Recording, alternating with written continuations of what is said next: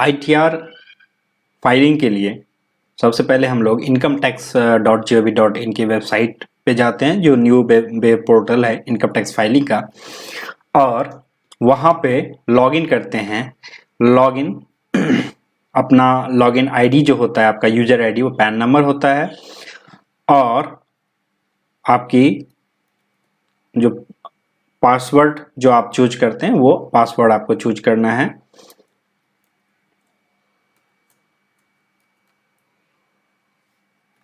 Password डाल करके हम लोग यहाँ पे कंटिन्यू करेंगे, और आप लोग यहाँ पे please confirm your secure access message, इसको क्लिक करना नहीं बोलेंगे। विदाउट क्लिक किए हुए आपको कंटिन्यू का बटन यहाँ इनेबल नहीं होगा, तो क्लिक करते ही ये कंटिन्यू का बटन इनेबल हो गया। मैं यहाँ पे क्लिक करता हूँ कंटिन्यू करके। कंटिन्यू करने पे ये हमारा वेब पोर्टल जो है ओपन हो गया है, और file your return for the year ended 31 मार्च 2022, 31 मार्च 2022 जो गया है, यानी कि जो लास्ट ईयर फाइनेंशियल ईयर 2021-22 का फाइलिंग स्टार्ट हो गई है। और मैं अभी ITR 1 फाइल करूंगा, आप लोगों को लाइव फाइल करते हुए दिखाऊंगा।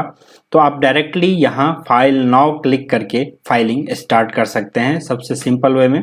यहाँ पे फाइल नाउ कीजिए, और फाइल नाउ करके इनकम टैक्स रिटर्न यहाँ पे देखिए ऊपर में लिखा हुआ है करंट असेसमेंट ईयर, आपको चूज करना है। और मोड आपका अभी मैं ऑनलाइन मोड में फाइल करूंगा, ये ऑफलाइन मोड में भी फाइल हो सकता है। डेस्कटॉप यूटिलिटी डाउनलोड करके आप उस पे सिमिलर, जैसा मैं अभी ऑनलाइन में कर रहा हूँ वैसे ही वहाँ पे विंडो ओपन हो जाता है, और वैसे ही आपको सारा का सारा प्रोसेस करना है। बस आपको ऑफलाइन यूटिलिटी एक डाउनलोड करनी पड़ेगी, इनकम टैक्स के इसी वेबसाइट पे डाउनलोड सेक्शन में रहता है, वो आपको डेस्कटॉप पे इंस्टॉल करने के बाद ओपन होता है। तो अभी मैं ऑनलाइन यूटिलिटी से फाइलिंग करूंगा ITR 1 की। ऑनलाइन को क्लिक करने के बाद मैं यहाँ कंटिन्यू करता हूँ, और कंटिन्यू करने के बाद यहाँ पे मुझे स्टार्ट न्यू फाइलिंग का ये ब्लू कलर का जो बटन है, यहाँ पे स्टार्ट न्यू फाइलिंग का से आ रहा है। अगर आप फाइलिंग स्टार्ट करते हैं और बीच में उसे छोड़ देते हैं, तो वो जो आपका ड्राफ्ट में सेव पड़ा रहता है वो यहाँ पे ऊपर में आता है। अभी मुझे यहाँ नो सेव ड्राफ्ट आ रहा है, यानी कि अभी मैंने इससे पहले कभी भी फाइलिंग स्टार्ट नहीं की है इस साल के लिए। तो फ्रेश फाइल करते हैं, fresh income tax return, start new file के बटन पे क्लिक करते हैं, और यहाँ पे आपको चूज करना है अपना स्टेटस, इंडिविजुअल, HUF या अदर्स।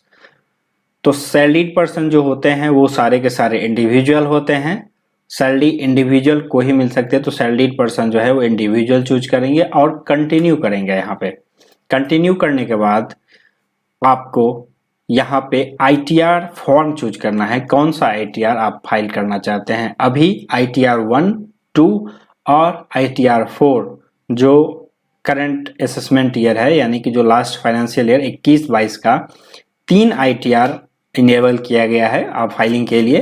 ITR 1, 2 और 4 ये तीनों ही most of the time individual को यूजेस में आते हैं।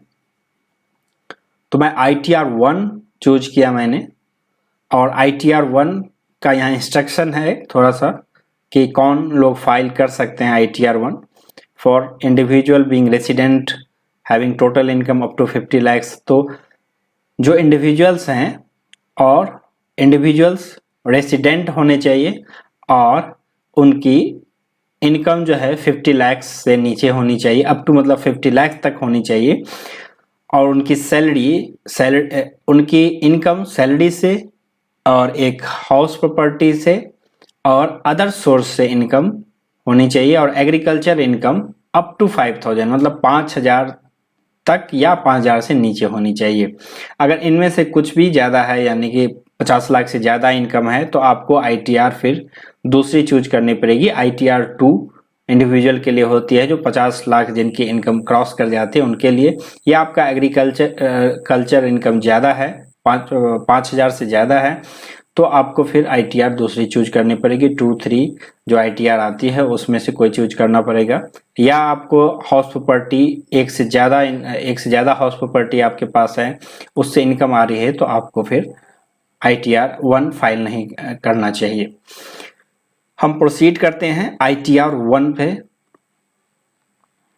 ITR 1 के प्रोसीड करने के बाद यहाँ पे फिर से वही सेम आपको इन्फॉर्मेशन दिया गया है एंड यहाँ पे ये बटन जो है लेट्स गेट स्टार्टेड का बटन पे क्लिक करते हैं और क्लिक करने के बाद अब ITR की फाइलिंग स्टार्ट हो गई है। अब यहाँ पे क्वेश्चंस ITR से रिलेटेड आने लगे। तो ITR में यहाँ 3 ऑप्शंस हैं।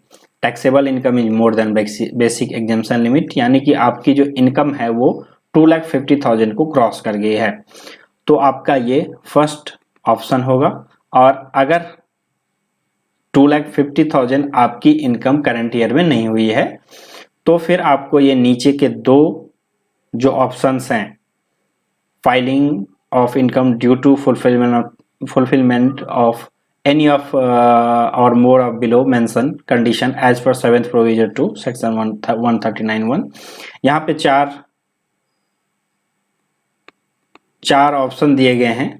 अगर आप ITR फाइल कर रहे हैं और आपकी इनकम 2,50,000 से नीचे है तो फिर आपको ये सेकंड वाले ऑप्शन में से चारों में से अगर कोई आपने कोई भी ऑप्शन को फुलफिल किया है तो आप ITR फाइलिंग आपके लिए मैंडेटरी हो जाता है। जैसे कि आपके करंट अकाउंट में 1 करोड़ से ज़्यादा का डिपॉजिट हुआ है, आपका जो फॉरेन कंट्री में फॉरेन कंट्री में ट्रेवल पे आपका जो एक्सपेंस है वो 2 लाख से ज़्यादा हुआ है, या आपके इलेक्ट्रिसिटी कंजम्पशन 1 लाख से ज़्यादा हुई है,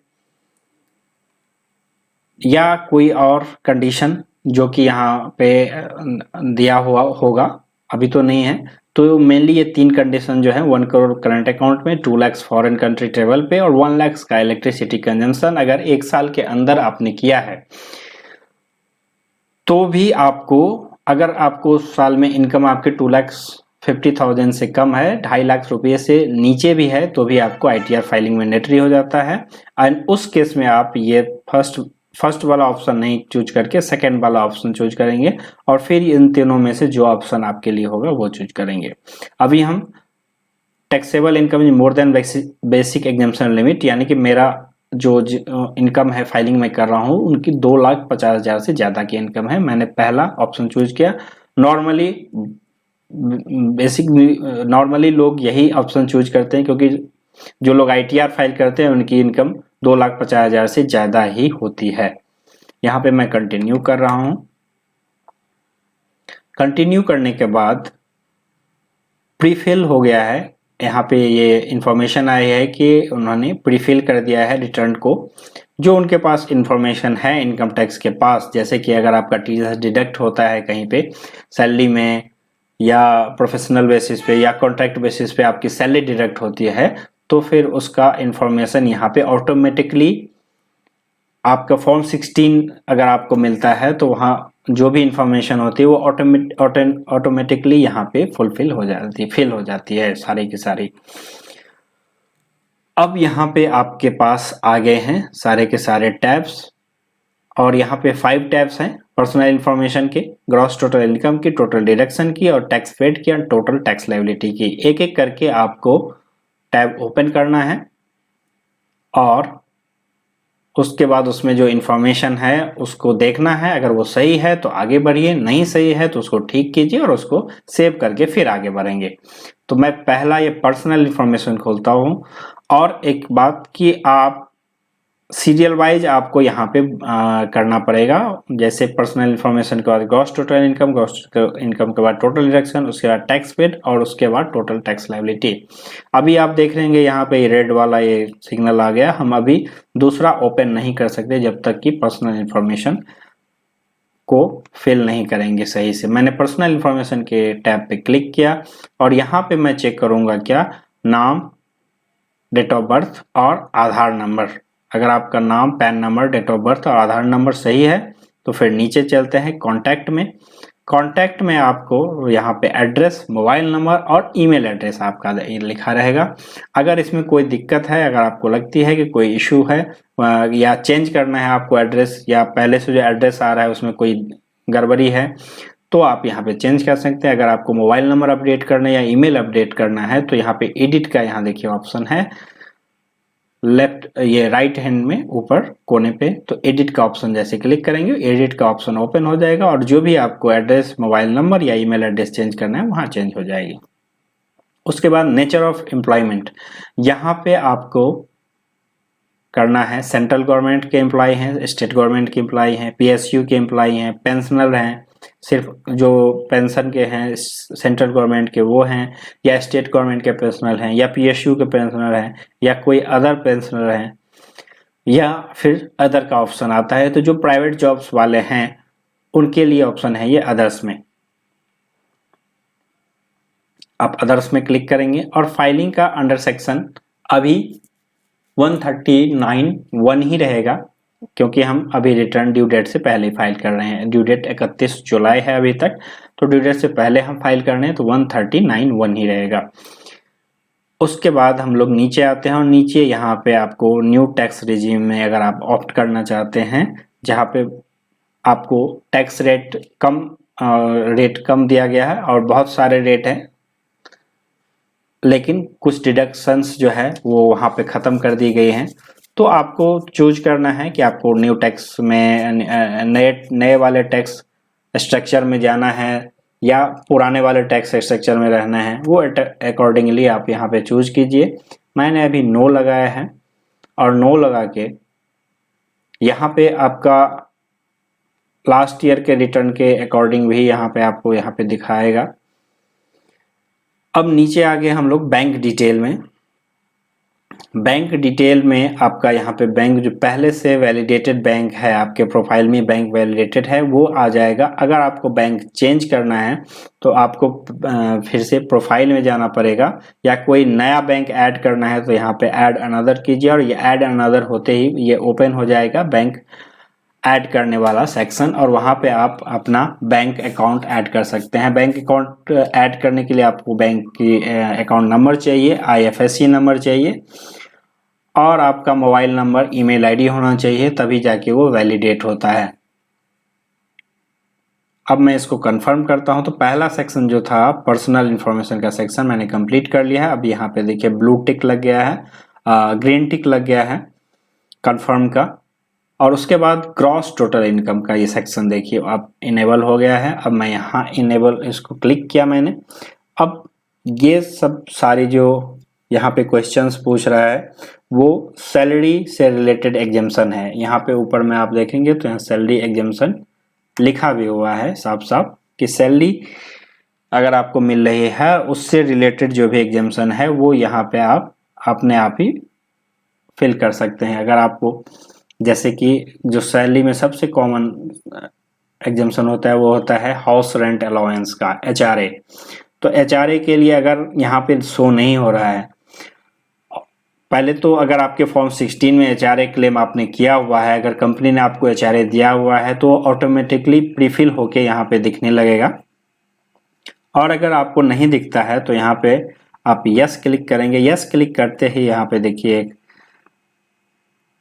यहाँ पे बॉक्स आ गया और इस बॉक्स में जितना अमाउंट आप HRA क्लेम करना चाहते हैं वो आप क्लेम कर दें।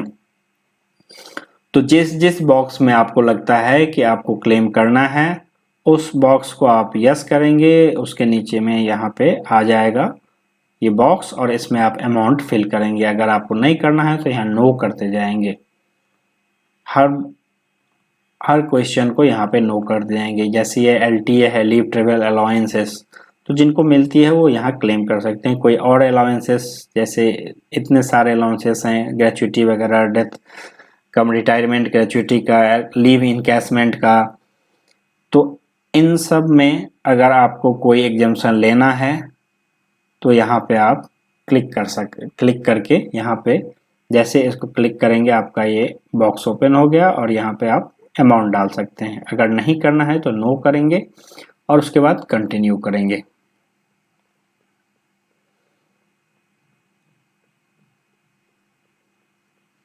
इसको कंटिन्यू होने के बाद अब आपका देखिए फॉर्म जो है ITR का इनकम वाला सेक्शन ओपन हो गया, इनकम फ्रॉम सैलरी। अभी यहाँ प्रीफिल होके नहीं आया है तो मैं एडिट करके यहाँ पे देखिए कोने में मैंने एडिट किया और एडिट करके मैं इसमें अपना सैलरी डाल रहा हूँ। 4 लाख, ये सैलरी मैंने डाल दिया है। अगर आपको कोई प्रिक्विजिट अलग से मिलता है तो आप अलग से डाल सकते हैं। यहाँ पे कोई प्रॉफिट एंड लीव मिला है तो अलग से डाल सकते हैं। किसी दूसरे कंट्री में अगर आपको सैलरी मिली है तो यहाँ पे आप कंट्री लिख करके यहाँ पे फॉरेन कंट्री का जिक्र कर सकते हैं। अगर नहीं है तो यहाँ आप इसको डिलीट कर दीजिए। और यहाँ एग्जेम्प्टेड अलाउंसेस का डिटेल आ गया। नेचर ऑफ एग्जेम्पशन जैसे लीव ट्रेवल, जैसे हमने पीछे वाले एक टैब में देखा था, अगर आप वहाँ यस करके अमाउंट डाल देते हैं तो यहाँ पे अपने आप ही ये अमाउंट आ जाता है। और अगर आप भूल गए डालना वहाँ तो फिर यहाँ भी आप डाल सकते हैं चूज करके, जैसे डेथ कम ग्रेचुइटी का है, कम्यूटेड वैल्यू पेंशन का है, लीव इनकैशमेंट का है। तो जो भी अमाउंट आप यहाँ पे डालेंगे वो आपकी सैलरी में से डिडक्ट हो जाएगी, कम हो जाएगी और इनकम उतनी की ही बनेगी, कम होगी। अगर कोई नहीं है तो इसको आप डिलीट कर दें। टोटल नेट सैलरी 4,20,000 की आ गई। इसमें से जो स्टैंडर्ड डिडक्शन है 50,000 का वो माइनस हो जाएगा और income chargeable under section head salary 3,70,000 हो जाएगी।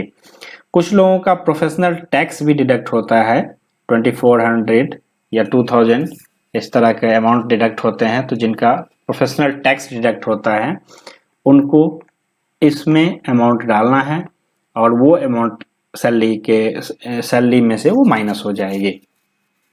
अब मैं इसको सेव करता हूं।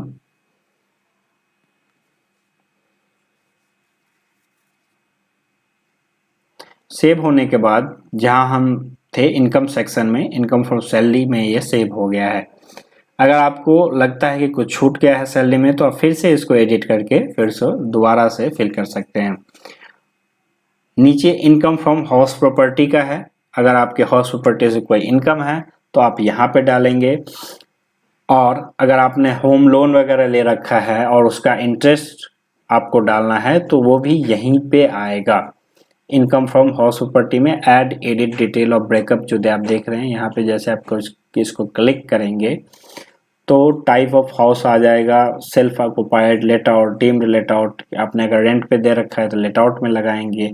आपने खुद के लिए घर ले रखा है और उस पर इंटरेस्ट जाता है तो आप इसको सेल्फ ऑक्युपाइड को क्लिक करेंगे और interest payable on borrowed capital यहाँ पे देखिए ये आ रहा है और आप यहाँ पे अमाउंट डाल देंगे जो आपका इंटरेस्ट ईएमआई में जो इंटरेस्ट का पार्ट है। ईएमआई में 2 पार्ट होते हैं, एक प्रिंसिपल का, एक इंटरेस्ट का। तो जो आपको टोटल पूरे साल में 2021-22 में जो इंटरेस्ट आपने अगर होम लोन पे किया है तो यहाँ पे आप डाल देंगे उसको। और उसके बाद यहाँ पे ऐड का बटन है, उसको क्लिक करेंगे तो ऐड हो जाएगा। अभी मैंने इसको कैंसिल कर दिया है क्योंकि हमारे पास ऐसा कुछ इन्फॉर्मेशन नहीं है होम लोन वगैरह का। तीसरा इसमें जो इनकम है वो इनकम फ्रॉम अदर सोर्सेस है। इनकम फ्रॉम अदर सोर्सेस से अगर जैसे कि आपका इंटरेस्ट का इनकम है, सेविंग इंटरेस्ट हो गया, एफडी इंटरेस्ट हो गया, या आपको डिविडेंड मिला है, अगर आप शेयर आपने किसी कंपनी का परचेज कर रखा है वहाँ से डिविडेंड मिलता है तो उसका आप डिटेल यहाँ पे डाल सकते हैं। या कोई छोटी मोटी इनकम अगर आपको आ गई है जिसको आपको दिखाना है तो अदर सोर्स में आप यहाँ पे दिखा सकते हैं। उसके बाद आते हैं एग्जेम्प्टेड इनकम। एग्जेम्प्टेड इनकम जैसे कि होता है एग्रीकल्चर इनकम, तो एग्रीकल्चर इनकम आप 5,000 तक यहाँ पे दिखा सकते हैं। या कोई ऐसी और भी इनकम जो कि एग्जेम्प्टेड है जिस पे टैक्स नहीं लगना है वो इनकम यहाँ पे दिखा सकते हैं। अब इसके बाद यहाँ कंफर्म करना है तो ये इनकम का सेक्शन कंप्लीट हो गया। ग्रॉस टोटल इनकम आपकी यहाँ पे आ गई 3,70,000।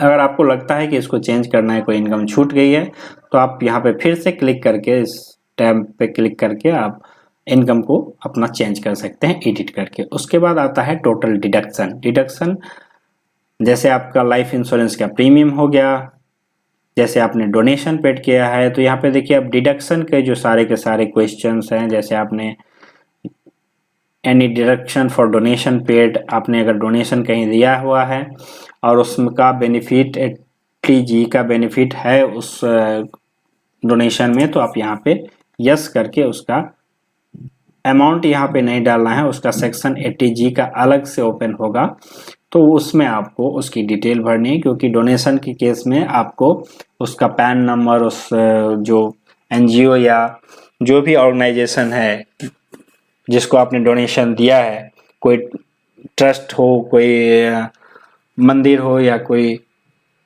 जगह जहाँ पे आपने कोई हॉस्पिटल इस तरह का हो जहाँ पे डोनेशन आपने डोनेट किया है, स्कूल हो, तो फिर उसका जो डिटेल आपको मिली होगी, आप स्लिप मिली होगी, उसमें डिटेल रहती है, पैन नंबर वगैरह रहता है उसका, तो वो डालना है यहाँ पे।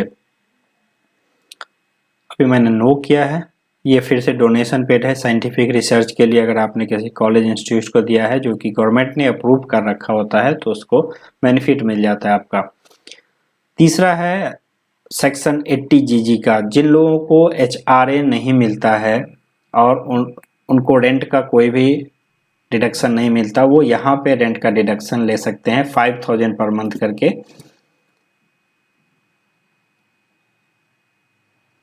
तो ये यहाँ पे आप यस करेंगे तो ये बॉक्स ओपन हो जाएगा, और जो भी अमाउंट आप लिखते हैं, मैक्सिमम 5000 रेंट के केस में मिलता है। उसके बाद इंश्योरेंस प्रीमियम, PPF का, फिक्स्ड डिपॉजिट का जो टैक्स सेवर होता है, उन सब की डिटेल जो भी है आपको, अगर है 80C का, जो 80C का डिडक्शन होता है वो यहाँ से स्टार्ट हो गया है। अगर आपके पास है तो यहाँ पे यस कीजिए और यहाँ पे अमाउंट आप डाल दीजिए इस बॉक्स में। 80CCD जो कंट्रीब्यूशन होता है, पेंशन स्कीम्स आते हैं, उसमें अगर आपने कोई स्कीम्स में ले रखा है तो यहाँ पे आप यस करके डालेंगे, अदरवाइज इसे नो करते जाएंगे। 80D जो हेल्थ इंश्योरेंस से रिलेटेड होते हैं प्रीमियम, वो उसका डिटेल यहाँ पे आता है। या आपके पेरेंट्स के मेडिकल एक्सपेंडिचर हुए हैं, अगर वो सीनियर सिटीजन है, उस पर कोई मेडिकल एक्सपेंस किया है आपने, तो उसका डिटेल यहाँ पे 80D में आता है, सेक्शन 80D में। अगर ऐसा कोई डिटेल है तो इसको यस करेंगे, और इसके बाद 80D का एक पूरा का पूरा एक फॉर्म अलग से ओपन होता है, वहाँ पे आपको डिटेल में सारी के सारी अमाउंट अलग अलग फिल करने पड़ते हैं। अगर आपने कोई एजुकेशन लोन ले रखा है तो उसका जो रीपेमेंट करते हैं, उससे उस पे जो इंटरेस्ट आप पे करते हैं वो यहाँ पे आएगा। यस करेंगे तो यहाँ पे बॉक्स में आपको अमाउंट फिल करना है। 80TTA का deduction interest on saving bank accounts. Interest on saving bank accounts जो होता है, वो जैसे अदर सोर्स में आप वहाँ पे इंटरेस्ट अपना डालेंगे, सेविंग बैंक में जो आपको इंटरेस्ट मिला है उसका आप अमाउंट डालेंगे जैसे अदर सोर्स में, तो उससे आपकी इनकम बढ़ जाएगी, तो उसका डिडक्शन आपको मिलता है 10,000 तक। अगर आपका सेविंग बैंक से इंटरेस्ट है तो आप यहाँ पे उसे 80TTA में यस करके यहाँ पे जो भी अमाउंट है वो डाल देंगे। अब 80TTA का भी शेड्यूल है, क्योंकि वहाँ पे फिक्स डिपॉजिट या इससे अगर आया है तो अलग से उसका डिडक्शन नहीं मिलता। अगर आपका सिर्फ सेविंग अकाउंट से जो इंटरेस्ट मिला है वो डिडक्शन मिलता है। अगर कोई और डिडक्शन आप क्लेम करना चाहते हैं, जैसे पेंशन फंड है, 80CC का पेंशन स्कीम है, बहुत सारे पेंशन स्कीम गवर्नमेंट के चलते हैं, तो उनसे रिलेटेड जो भी आपको डिडक्शंस अगर लेने हैं तो यहाँ पे सारा का सारा ये देखिए ओपन हो गया है, इसमें आप ले सकते हैं। मैंने इसमें नो कर दिया है सारा का सारा। उसके बाद मैं कंटिन्यू करता हूँ।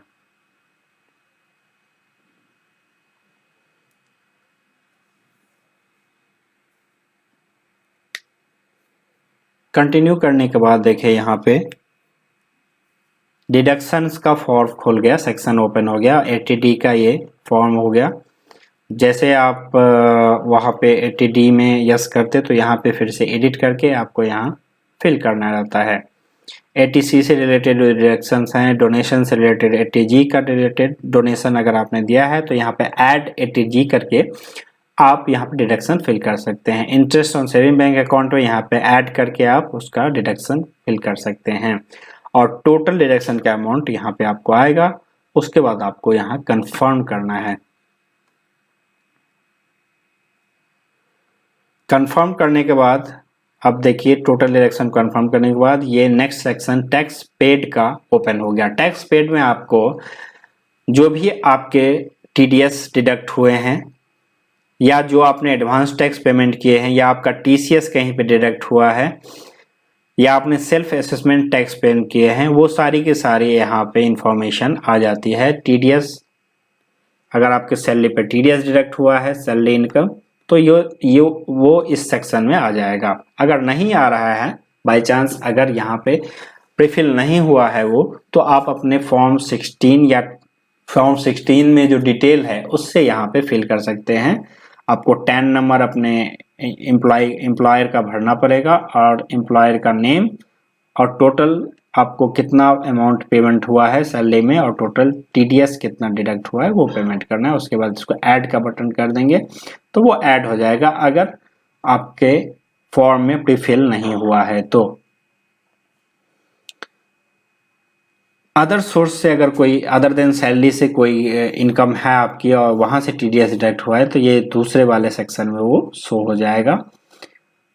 उसके बाद कोई और 16C फॉर्म में अगर कोई आपको यहाँ पे आया है डिडक्शन तो ये डिडक्शन यहाँ पे दिख जाएगा। उसके बाद टीसीएस, अगर कहीं से कहीं पे आपका टीसीएस कलेक्ट किया गया है, किसी ने कलेक्ट किया है, तो आपका इस सेक्शन में वो दिख जाएगा। और लास्ट में एडवांस टैक्स पे किया है आपने अगर, या सेल्फ असेसमेंट टैक्स पे कर रहे हैं तो ये सेक्शन यहाँ पे दिख जाएगा। तो ये टैक्स पेड का जो सेक्शन है उसमें सारे के सारे आपके जो टैक्स डिडक्ट हुए हैं, कहीं पे आपने टैक्स दिए हैं, कलेक्ट किए हुआ है आपका, और या आपने खुद टैक्स पे किए हैं, एडवांस टैक्स या सेल्फ असेसमेंट टैक्स, तो आ जाएंगे यहाँ पे। उसके बाद यहाँ पे कंफर्म करते हैं। कंफर्म करने के बाद अब देखिए ये लास्ट सेक्शन भी ओपन हो गया है टोटल टैक्स लायबिलिटी का। इसमें आपको कुछ नहीं करना, बस चेक करना है कि जो आपने इंफॉर्मेशन पीछे फिल किए हैं अकॉर्डिंगली यहाँ पे आया है कि नहीं आया है। कंपुटेशन ऑफ इनकम आ गया, टोटल इनकम आ गई, टोटल यहाँ पे टैक्स आ गया और आपको टैक्स का रिबेट मिल जाता है। अगर 12,500 से नीचे आपका टैक्स बनता है तो आपको 87A में उसका डिडक्शन मिल जाता है, आपको रिबेट मिल जाता है। 12,500 तक आपको टैक्स का रिबेट मिल जाता है। यहाँ पे आपका ये जैसे अगर आपको कोई इंटरेस्ट लगता है इन एडवांस टैक्स में तो यहाँ पे अपने आप कैलकुलेट हो जाएगा। तो इस वाले सेक्शन में आपको कुछ नहीं करना, बस चेक कर लेना है कि जो आपने पीछे सारा का सारा इंफॉर्मेशन डाला है वैसे ही यहाँ पे शो हो रहा है कि नहीं। अगर कुछ इशू कुछ डिफरेंट यहाँ पे फिगर्स आ रहे हैं तो आप बैक जा करके उसको आप दोबारा से चेंज कर सकते हैं। अगर सही है तो इसे आप कंफर्म करें और कंफर्म होने के बाद ये देखिए पांचों के पांचों सेक्शन जो हैं वो टिक हो गए हैं, कंफर्म हो गए हैं, ग्रीन टिक लग के कंफर्म हो गया है। अब आप इसे प्रोसीड कीजिए। प्रोसीड करने के बाद ये बड़ा सा आपको पहले you need to make a payment of 0 आ गया, यानी कि आपको कुछ पे नहीं करना है। और कोई रिफंड अगर रिफंड होता है तो भी यहाँ पे वो आपको रिफंड शो कर देगा। अगर या कोई अमाउंट आपको और पे करना है टैक्स का तो वो भी यहाँ पे आपको शो हो जाएगा। फिर से आपको कैलकुलेशन ऑफ टैक्सेबल इनकम आ गया, सेम अमाउंट पेएबल अगर है या रिफंड है तो यहाँ पे शो हो जाएगा। अब नेक्स्ट टैब है प्रीव्यू रिटर्न। अब पूरी की पूरी रिटर्न आपके सामने ओपन हो जाएगी। उससे पहले प्रीव्यू रिटर्न से पहले आपका ये एक एक्नॉलेजमेंट का जो एक्नॉलेज करना है कि आप ही खुद फाइल कर रहे हैं, उसका ये डिटेल यहाँ पे देना है। नाम, फादर्स नेम, सेल्फ में और पैन नंबर। अगर टीआरपी के थ्रू फाइल करवा रहे हैं तो टीआरपी का डिटेल यहाँ पे आएगा। अब प्रोसीड टू प्रीव्यू करते हैं। प्रोसीड टू प्रीव्यू में इनकम टैक्स रिटर्न आ गया आपका ITR 1 सहज असेसमेंट ईयर 2022-23। और ये इंफॉर्मेशन जो पहले वाले टैब पे ही था कि 50 लाख से कम वाले इनकम के लिए ITR 1 है। अब यहाँ पे सारी इंफॉर्मेशन जो नाम, PAN, date of birth, Aadhaar, mobile number, email ID, flat address, सारा का सारा जो जितने भी आपने पीछे टिक किए हैं वो सारे के सारे यहाँ पे टिक आ गए। ग्रॉस टोटल इनकम आ गया, part B gross total income, house property से जो इनकम है वो, सैलरी से जो इनकम है वो, अदर सोर्सेज से जो इनकम है वो सारे के सारे यहाँ पे आ गए। उसके बाद आ गया deduction and taxable total income. कोई डिडक्शन जो आपने वहाँ पे फिल किए होंगे वो यहाँ पे आ जाएंगे। और उसके बाद computation of taxable tax payable का कंपुटेशन यहाँ पे आ जाएगा। और उसके बाद अदर इन्फॉर्मेशन आपका बैंक अकाउंट, बैंक डिटेल यहाँ पे आ गया सारा का सारा। और नीचे में 80D का डिडक्शन का डिटेल आ जाएगा। तो इसमें बस आपको चेक करना है इस फॉर्म में कि कोई जो इन्फॉर्मेशन जो आपने डाला है वही इन्फॉर्मेशन इसमें है या नहीं है। अगर कोई इन्फॉर्मेशन इसमें डिफरेंट रहती है, आपको लगता है कि नहीं ये इन्फॉर्मेशन गलत आ गई है, तो आप बैक यहाँ से भी बैक जा सकते हैं और उसको चेंज कर सकते हैं। इसके बाद इसको हम प्रोसीड टू वैलिडेशन करते हैं। प्रोसीड टू वैलिडेशन, अब यहाँ पे वो फॉर्म को एक बार चेक करता है सिस्टम अपने आप ही कि आपने जो फॉर्म भरा है वो सही है कि नहीं है, या कुछ गड़बड़ी अगर है, कहीं कुछ छूट गया है तो वो आपको पहले बताएगा, यहाँ पे एरर शो करेगा। और अगर वो एरर शो करता है तो उस एरर को आपको जाके चेक करके चेंज करना है और उसको ठीक करना है। अब ITR 1 वैलिडेशन सक्सेसफुल हो गया, नो एरर वेयर फाउंड, कोई भी एरर नहीं है। अब हम प्रोसीड टू वेरिफिकेशन कर सकते हैं। प्रोसीड टू वेरिफिकेशन करने के बाद यहाँ पे कंप्लीट योर वेरिफिकेशन 3 ऑप्शंस हैं, ई वेरीफाई नाउ, ई वेरीफाई लेटर, वेरीफाई भया ITR 5। वेरीफाई भया ITR 5 में आपको ITR का प्रिंट लेना पड़ेगा एक्नॉलेजमेंट का, उस पर साइन करके आपको CPC बेंगलोर जो है उसको एड्रेस डाल करके आपको CPC बेंगलोर को स्पीड पोस्ट या नॉर्मल पोस्ट से आप उसको 120 दिन के अंदर में भेज देंगे। ई वेरीफाई नाउ में आपको वेरिफिकेशन करना आपको अगर करना है, साथ ही साथ वेरिफिकेशन भी करना है, तो आप ई वेरीफाई नाउ पे क्लिक करेंगे। वहां आपको 3 ऑप्शन मिलेंगे वेरीफाई करने के लिए। वेरीफाई है आधार OTP कर लीजिए आप, या बैंक अकाउंट जो प्री वैलिडेटेड है उसके थ्रू कर लीजिए, या डीमेट अकाउंट के थ्रू आप कर लीजिए, या एक और ऑप्शन है आप डिजिटल सिग्नेचर अगर आपका है तो आप उससे भी वेरिफिकेशन कर सकते हैं। ई वेरीफाई लेटर में आपको क्या करना है, ई वेरीफाई लेटर अगर हम करते हैं तो अभी तो फाइल हो जाएगा, ये फाइल होने के बाद चेंज नहीं होगा, बस आपको वेरिफिकेशन बाद में करना है। तो ई वेरीफाई लेटर करके मैं कंटिन्यू करता हूं ताकि पहले फाइल हो जाए तो हम इसे वेरीफाई भी कर लेंगे। अब ये फाइल हो गया है। अब यहाँ पे आपको ये मैसेज आ गया कि आपको ई वेरीफाई 120 दिन के अंदर में करना है, और 120 दिन के अंदर में करने के बाद आपका जो एक्नॉलेजमेंट है वो जनरेट होगा। क्योंकि पीछे जो लास्ट ईयर से ही अगर आप वेरिफिकेशन नहीं करते हैं तो आपका एक्नॉलेजमेंट जनरेट नहीं, फुल एक्नॉलेजमेंट जनरेट नहीं होता है, आधी ही एक्नॉलेजमेंट जनरेट होती है जिसमें सिर्फ नेम और आपका पैन नंबर वगैरह रहता है, आपके इनकम की डिटेल उसमें एक्नॉलेजमेंट नहीं रहती है। तो ये हमने ITR फाइल कर लिया है ई वेरिफिकेशन विदाउट ई वेरिफिकेशन। अब ई वेरिफिकेशन कैसे करेंगे हम लोग इसको वो देख लेते हैं। अभी मैं यहाँ से गो टू डैशबोर्ड भी जा सकता हूँ जो पूरे के पूरे फ्रेश हो जाएगी, या मैं ई फाइल में यहाँ पे जैसे कर्सर रखता हूँ इनकम टैक्स रिटर्न में, file income tax return, view file income tax return, और तीसरा जो ऑप्शन है ये तीसरा जो टैब है वो ई वेरीफाई रिटर्न का है। अब मैं इसे क्लिक किया मैंने, अब यहाँ पे देखिए आ गया है 2022 असेसमेंट ईयर ITR 1 और उसका acknowledgement number, file on May 18 2022, PAN number ये। अब मैं इसे ई वेरीफाई करता हूँ।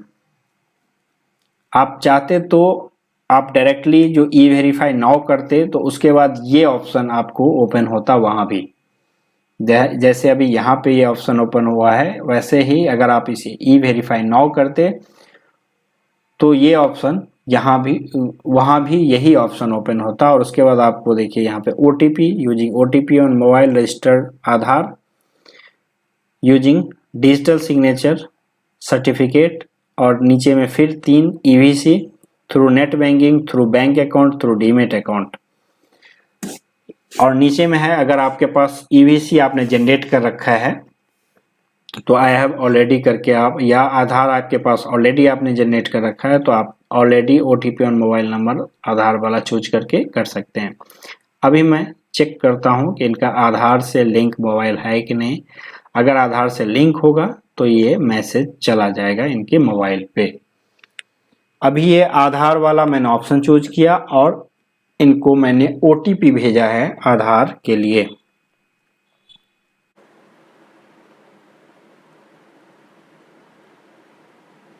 तो यहाँ पे आधार ओटीपी डाल करके आप इसको वैलिडेट करेंगे।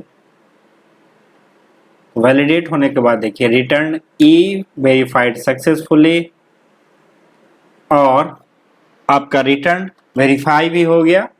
अब आपको डाउनलोड एक्नॉलेजमेंट करना है, एक्नॉलेजमेंट आपका डाउनलोड हो जाएगा। आप अगर आपको रिटर्न की जरूरत है इनकम टैक्स के रिटर्न की तो आप रिटर्न भी डाउनलोड कर सकते हैं यहाँ से। देखिए आपका एक्नॉलेजमेंट डाउनलोड हो गया, एक्नॉलेजमेंट नंबर आ गया, डेट ऑफ फाइलिंग आ गया, Indian income tax return acknowledgement assessment year 22-23। यहाँ पे PAN number, name, address, status और e filing acknowledgement number, total income यहाँ पे आ जाएगी। अगर आपका डिडक्शन रहता तो वो भी डिडक्ट होके यहाँ पे पहले ही शो हो जाता। अब ये ई वेरीफाई रिटर्न एक्नॉलेजमेंट है, इसीलिए यहाँ पे नीचे में रेड कलर से लिखा हुआ है do not send this acknowledgement to CPC Bengaluru, यानी कि आपको कहीं भी इस एक्नॉलेजमेंट को भेजने की जरूरत नहीं है। और आईटीआर अब पूरी तरह से आपकी फाइल हो गई है। अब यहाँ पे जैसे गो टू डैशबोर्ड पे जाएंगे अब आप, तो यहाँ पे आपको दिख जाएगा ITR file successfully, assessment year 2022-23, ITR file successfully, return file on 18 May 2022, return verified on 18 May 2022। अगर इस रिटर्न में कोई भी दिक्कत आपको लगती है, आपको कभी और कुछ टैक्स का कुछ इनकम की पता चलता है तो आप इसको रिवाइज भी फाइल कर सकते हैं। यहाँ पे फाइल रिवाइज रिटर्न का ऑप्शन है और उसके ऊपर मैंने रिवाइज रिटर्न कैसे फाइल करेंगे उसके ऊपर भी मैंने वीडियो बना रखा है। तो अगर आपको लगता है कि आपके इनकम टैक्स के रिटर्न में कुछ छूट गया है, कोई इनकम छूट गया है या कुछ चेंज करना है तो आप उसे फाइल रिवाइज करके फिर से रिटर्न को फाइल कर सकते हैं। रिवीजन का कोई भी लिमिट नहीं है, आप कितनी भी बार रिवाइज कर सकते हैं, जब तक टाइम रहता है तब तक आप उसे कभी भी रिवाइज कर सकते हैं। तो ये था पूरा का पूरा प्रोसेस ITR 1 का। इसके बाद हम लोग ITR 4 का भी मैं ऑनलाइन वीडियो बनाऊंगा कि कैसे हम ITR 4 अगर किसी का बिजनेस इनकम है, प्रोफेशनल से इनकम है और वो प्रिजम्पटिव बेसिस पे अपना इनकम टैक्स फाइल करना चाहते हैं ITR 4 में, तो वो भी मैं आपको ऑनलाइन ही फाइल करके दिखाऊंगा। आगे की और भी अपडेट्स के लिए आप हमारे चैनल को सब्सक्राइब कर लें और बेल का आइकन जरूर प्रेस करें, और कोई क्वेरी हो तो हमारे इस कमेंट बॉक्स में कमेंट करके जरूर पूछ लें। Thank you.